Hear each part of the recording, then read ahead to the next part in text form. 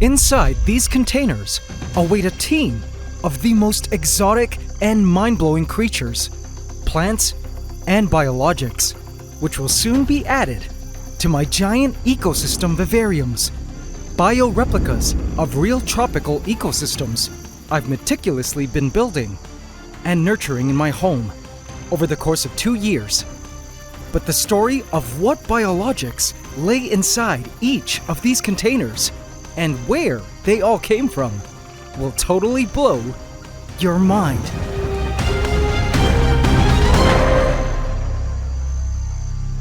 Please subscribe to my channel and hit the bell icon. Welcome to the AC fam. Enjoy. On my way to Mount Banahao, a cloud rainforest near me, I was brimming with excitement.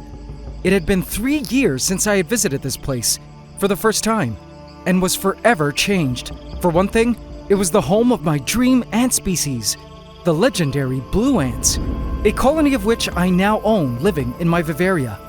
But even more than this, it was the cloud rainforest that inspired the whole creation of my vivariums, giving rise to this entire ecosystem vivarium series on this channel. I felt coming back to this cloud rainforest would inspire me and help me improve my biological worlds within glass. But I was also here for another important reason. I wanted to collect some new specimens to add to the biodiversity of my ecosystem vivaria at home.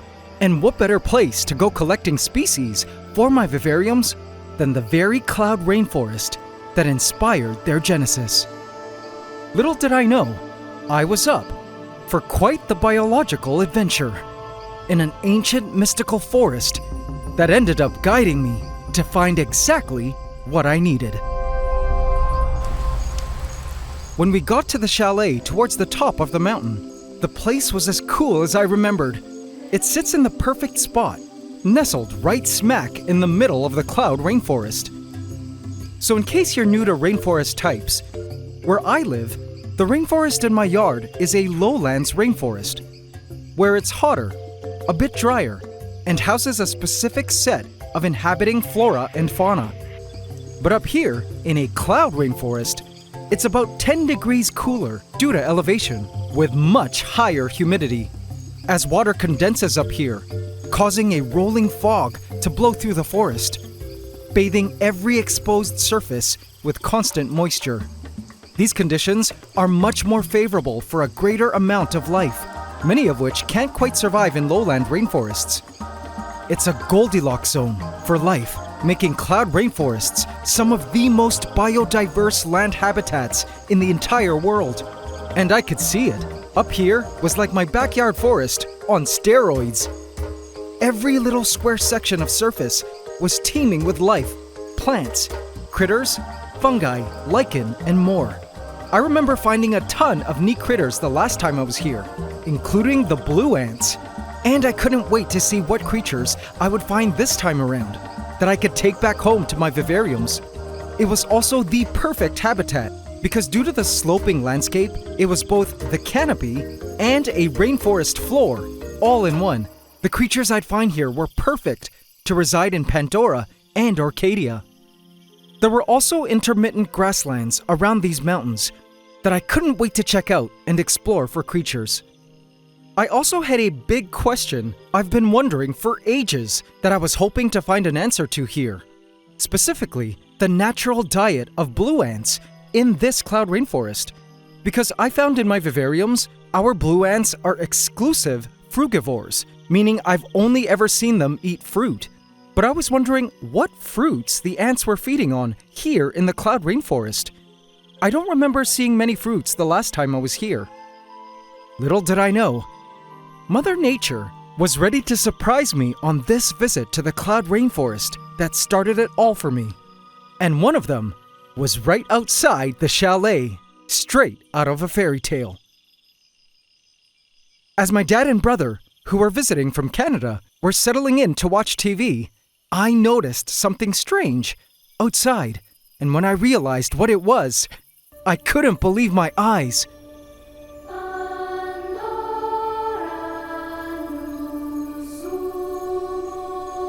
A rainbow haze floated over some of the neighboring trees. It was one of the most spectacular sights I'd ever seen, not to mention the closest I'd ever been to a rainbow. And it wasn't the traditional rainbow arc shape I was used to seeing. This looked more like the forest was glowing, a rainbow spectrum of colors.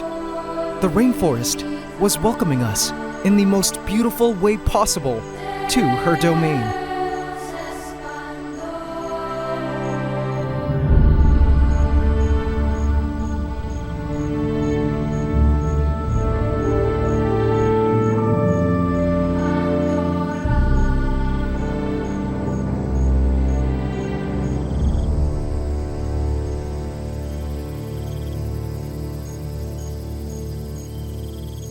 This rainbow haze remained in place for almost an hour, eventually turning into a traditional rainbow arc.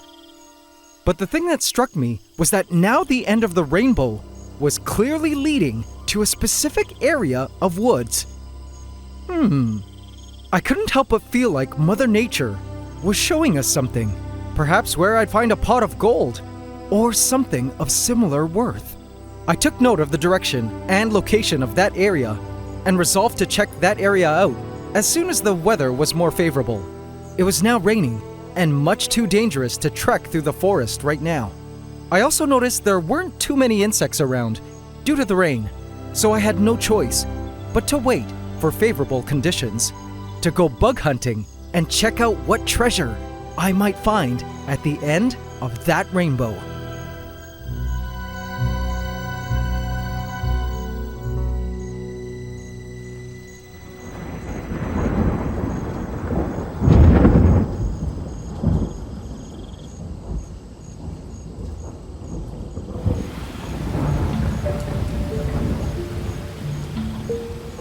It rained all night, and by morning, it was still raining on and off. But although trekking through the rainforest was still a bit dangerous, I was determined to wander around the chalet and see what I could find, and hopefully collect. I put on some natural mosquito repellent and some gloves, and prepped my containers with surrounding materials. A creator of worlds is gonna rock your world. It wasn't long before I came across these giant black ants running across the ledge on a foraging expedition for food.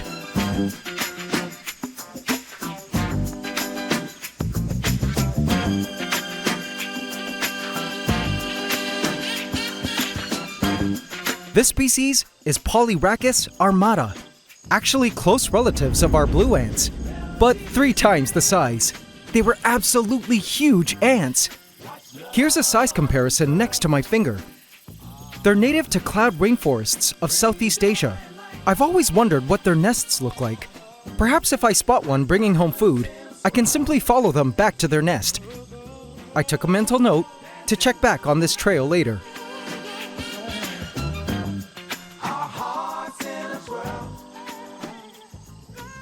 But soon, a bright yellow and red color caught my eye along the floor.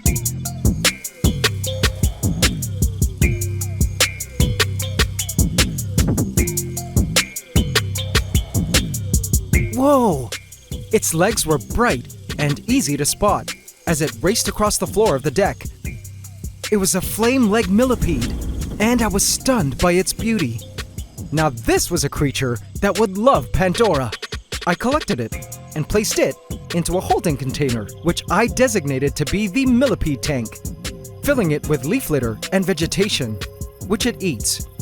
It was a bit frightened by the scoop up, but I knew it would love where it would be going. What a cute creature. But the forest was also home for some not so cute creatures. For up in a tree, I was about to spot my worst nightmare. It made me coil in repulsion. The slime of its skin, the stretching of its lengthened body, and the 2 beady eyes at its front end. This AC family is a land planaria, a type of predatory flatworm. Ew. Now, our rainforest vivarium has hosted land planaria before, but this species was twice the size and had an interesting brown and black striped pattern. As repulsed as I was, I still decided to go in and collect it. They feed on small insects that they can catch. Ugh, so gross. Now, although my worm phobia made no sense, because these land planaria were harmless, there was a much, much larger and slimier creature that I ran into next that was capable of killing me just below the tree.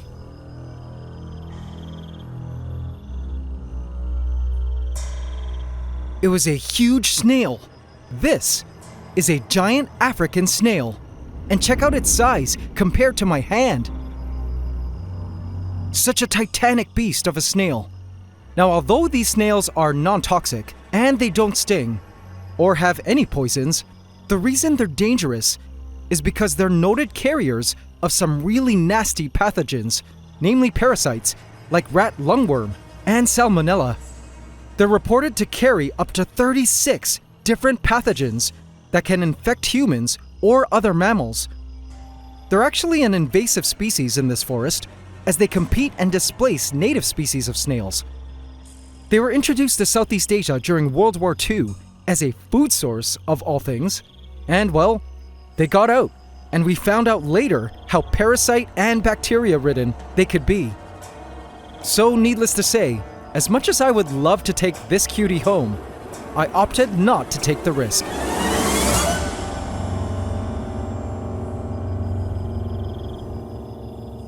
I did, however, manage to find some native local snails around and place them into what would become the snail tank. Look at this one covered in decaying moss.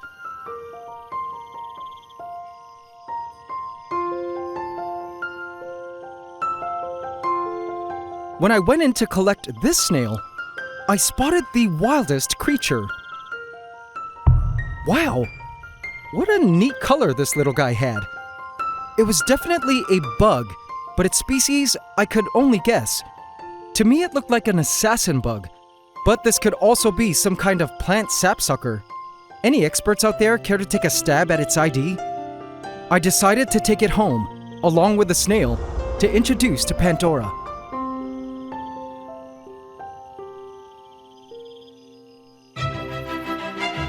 And then the forest revealed a piece of the mystery to me. I spotted a black polyrachis ant carrying something in its mandibles. It kind of looked like some mashed insect, or was it fruit? But hey, this was my chance to follow it back to the nest. To my surprise, it led me to a spot I completely didn't expect, up this gate pole, and into a tiny hole towards the top. Aha! It was living inside this gate. So it was like the blue ants in nesting behavior. They created their nest opportunistically in holes. I actually watched several of these ants carrying this orange fruit-like substance into the hole, even getting stuck at the entrance. Seems the ants had hit the jackpot somewhere. But again, what fruit is that? Before I could investigate further, a tiny jumping spider caught my eye nearby. Oh, hi there, little one. It was awesome watching its huge eyes shift in color as it focused on various things in its environment. That's insane!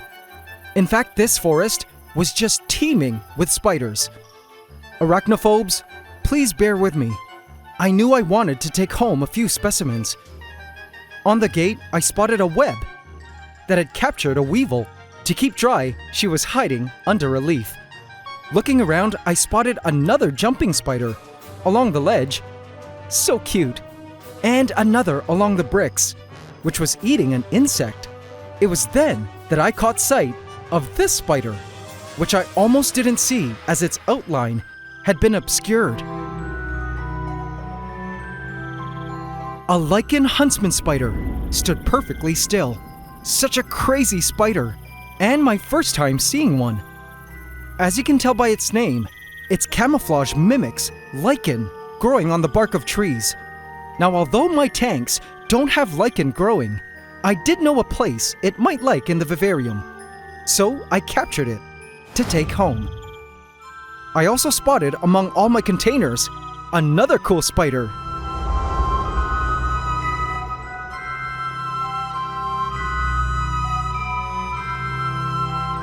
Another huntsman, but a cool color I'd never seen before. I also captured it to take it home. The presence of spider diversity in the forest was a clear sign of a healthy ecosystem, which was amazing to see. Biodiversity was apparent everywhere, as I spotted a huge variety of moths all around the property.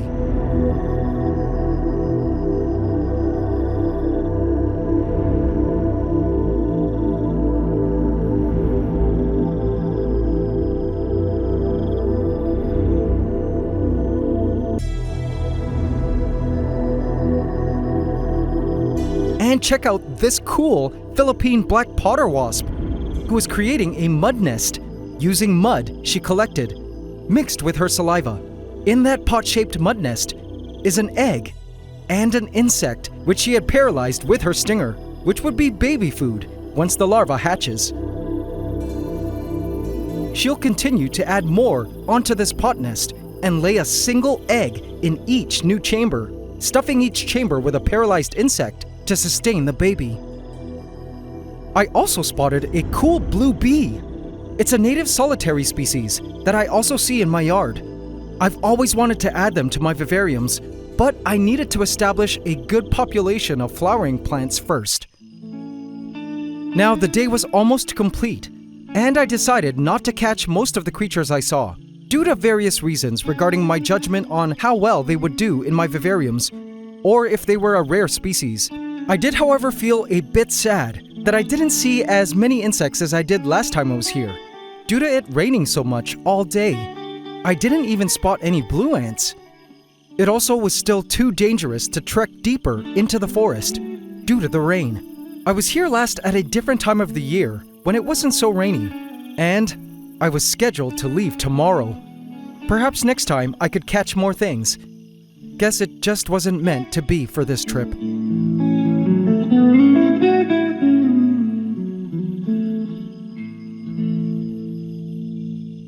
At least that is what I thought. The next day, it looked like the rains had finally come to an end. With the sun now out and no rain, the insects truly came out of the woodwork. A Philippine katydid. Yoink! A blue weevil. A small queen ant. Interesting that the ants were having nuptial flights at this time of the year. Yoink! A huge millipede, twice as large as those in my vivariums. Yoink! Another interesting looking black millipede. Yoink! A glow beetle. Yoink! A green jewel beetle. Yoink! A tiny pink weevil. Yoink! A black earwig. Yoink! And even another one of those weird looking bugs. And now we see, family, after securing these new captures, it was time and safe now to venture deeper into the cloud rainforest. And the spot I was dying to check out was that area at the end of the rainbow we saw on the first day. Getting to that spot, though, was easier said than done, and we had to backtrack a few times and find easier to travel routes. There were areas that were easier to cross and others that were challenging, but overall, the landscape was truly a marvel.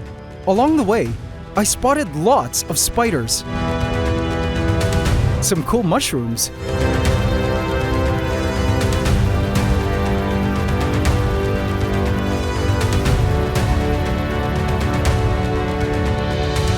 beautiful plants like this heliconia,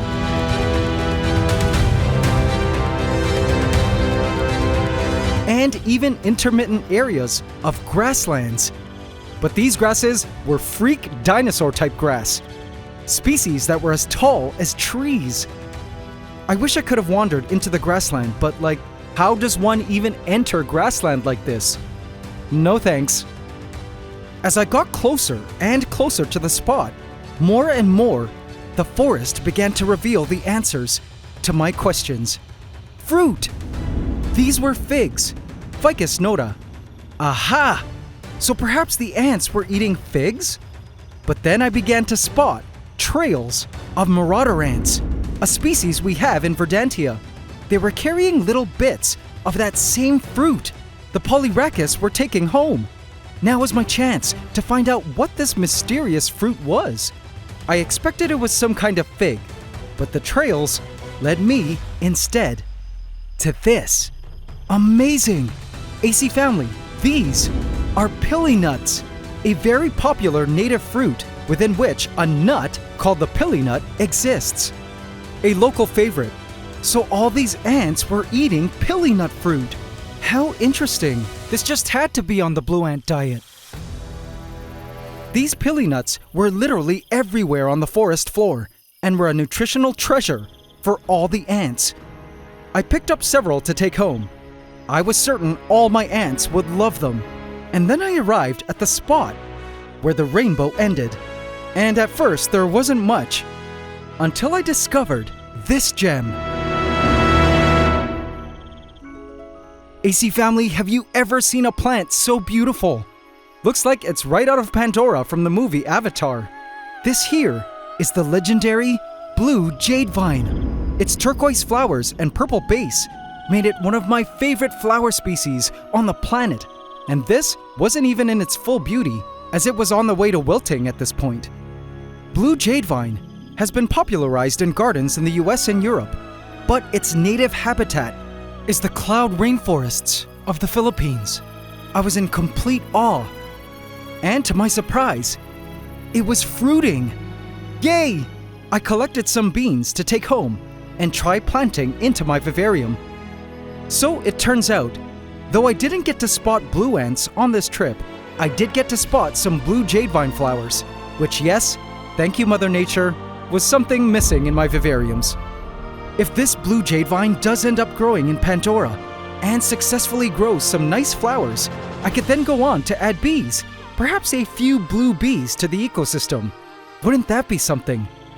Before heading home, I collected mosses, making sure to only take sections and not entire patches so the moss patch could regenerate, as well as leaf litter to add some valuable nutrients to my ecosystem. I even found a drum of water with tadpoles and other aquatic life. Tadpoles at this time of the year? The species must be different from the tree frogs we had at home. I scooped some of them up to take back to Hydromeda. Heading home, I was inspired, and my heart was completely full. In my mind, I said a quiet prayer to thank the rainforest for a very fruitful visit, and couldn't wait to stock my collection into my vivaria.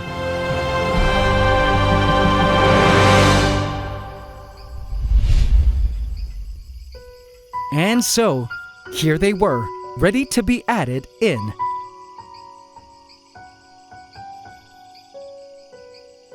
This was going to be a lot of fun.